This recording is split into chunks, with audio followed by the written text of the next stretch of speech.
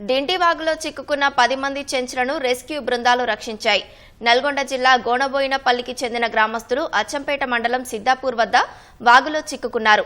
3 రోజుల కింద చేపల వేట కోసం వెళ్లిన జలల్ గురువయ్య కుటుంబం ఒక్కసారిగా ప్రవాహం పెరగడంతో వాగు మధ్యలో గడ్డకు చేరుకున్నారు.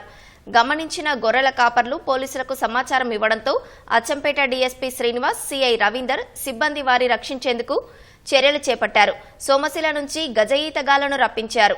ఎమ్మెల్యేలు వంశీకృష్ణ, బాలునాయక్ సహాయక చర్యలు పర్యవేక్షిస్తుండగా రెస్క్యూ బృందం ఆధ్వర్యంలో 2 చిన్నారులు సహా 10 మందిని కాపాడారు.